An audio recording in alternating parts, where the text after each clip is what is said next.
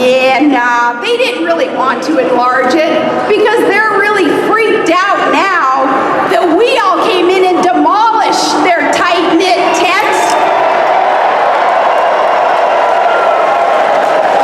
That tent that protected their pocketbook, we demolished it with new Republicans and with smart Democrats and with your garden variety, everyday, pissed off American.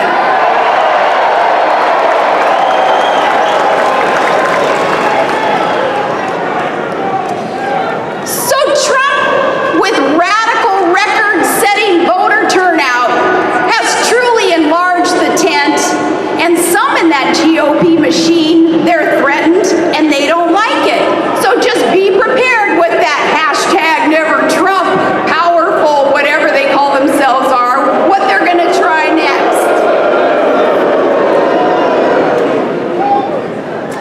Now the politicos, though, they want you all to feel stupid for coming on board the Trump train and just demanding accountability of your government. They want you to feel stupid, but no, don't ever feel stupid. If ever you do, just remember, stupid is some people are actually going to vote for the crooked one.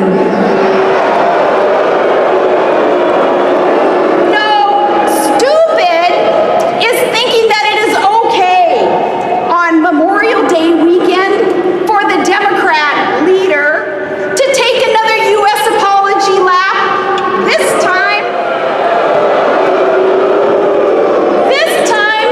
dissing our vets with claims that the greatest generation, perhaps perpetuating the evil of World War II. No, our commander-in-chief actually lying in suggestions to the world that we were wrong to prove that we would eradicate evil in World War II. That America was wrong to respond to unprovoked deadly attacks on Pearl Harbor that killed thousands of Americans.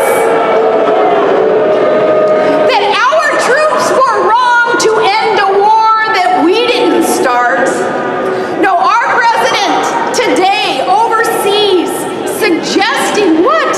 That we were to prolong the horrors that our troops, our POWs, our MIAs, and their own civilian rapes and massacres and those death marches, that they were all to just march ahead without us doing anything about it to stop it. No, stupid is supporting that warped view by supporting today's candidates who would shine the boots of a president, a party leader who'd show up this week in Hiroshima instead of Pearl Harbor to memorialize the Americans who lost their lives in defense of freedom. You know, I hate war. I hate war. War is hell. It wreaks havoc on America's finest, on our sons and daughters who do go to war. It's like that old saying, the old men, they call for war and then they send the young men to fight them. Well, the only thing, though,